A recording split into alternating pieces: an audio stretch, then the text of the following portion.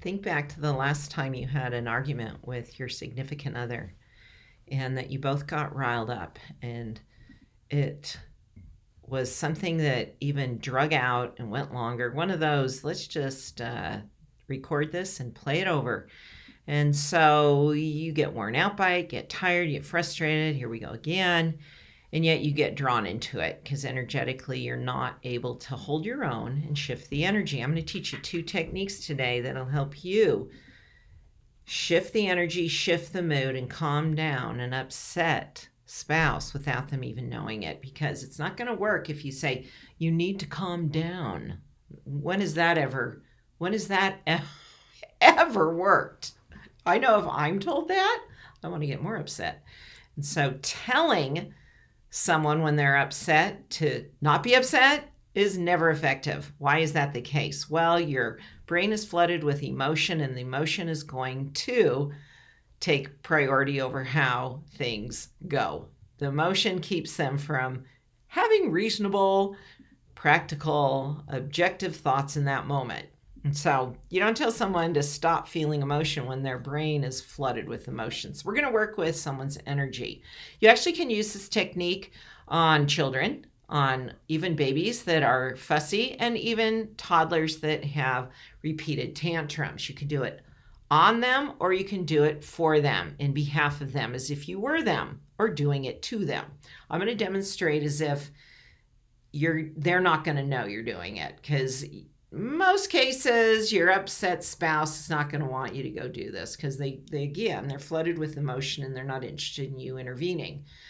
But it will shift the mood and allow the energy to clean up, and you can get to some really respectful, at some point come back and work it out. Take inspired action on what wants to happen to clean up a real legit issue that you want to make different, you want to make changes on. So think of that last time that you happened and what the topic was, what the issue was, and notice how you get drawn into that. The first step is always going to be, before you do the techniques, to make a conscious choice to not get part of that energy, to not join in. Don't join the energetic dance that's being presented to you. Secondly, you're going to now, in your mind's eye, or actually physically do this and act like you're doing it to them.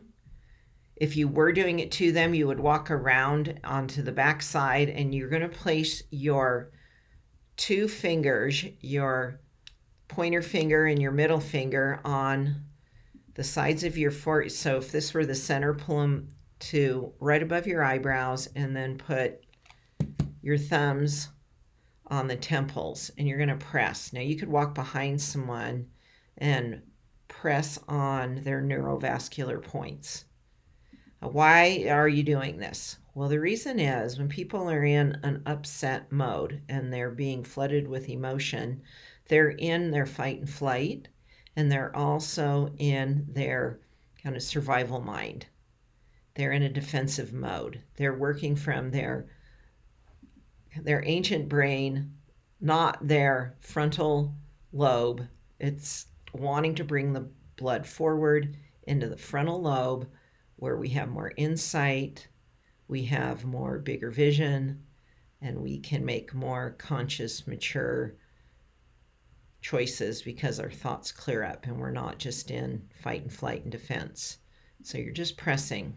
Now you could, let's say something's going on, you're in the kitchen, maybe you're sitting at your counter on a bar stool. You can actually just put your elbows on the counter like you're frustrated, like, oh, here we go again. And put your hand down into your fingertips like this and press. Imagine you're doing that for your spouse as you breathe. And that pressure, that energy will actually, how does that work when you're not pressing on their forehead?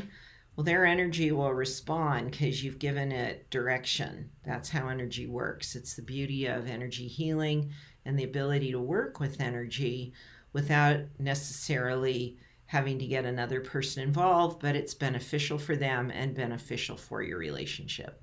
The second one is a technique where you're going to get the right and left sides of the body working together. When you're in upset, you're in a homolateral energy flow, meaning energies are just flowing in an independent right, left, kind of up and down motion, and you want them crossing over. When you've got a crossover energy pattern, right and left communicating, right and left brain communicating, communication between you and your partner, you'll be able to work things out. You'll not get stuck in the argumentative stage. And so I'm going to draw a little stick figure here to show. Let's pretend this is the back side of the body. You're going to imagine you're taking your hand, just in your mind's eye, think of taking your hand and drawing figure eights from the top of their head. So you were pressing on the back of their head, down their neck. Now to get both hands involved, go down the back, down both legs, and hold the energy down at the bottom by their ankles at the above the heel, just like grounding it. And so what that would look like, excuse me, my pen flew across the room.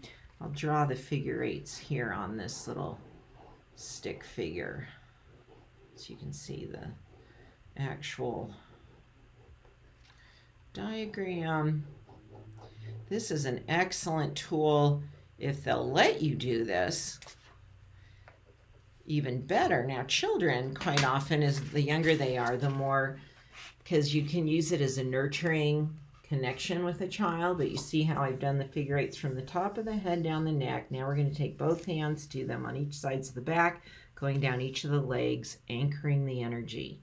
You can do this 3-4 times. You can even do it while you're still in a attentive mode. Maybe you're listening. The fact that you're not coming back at your partner is going to be very helpful, that you're not defending yourself, interrupting them, adding your side of the deal, and you're doing this internally and you're being quiet.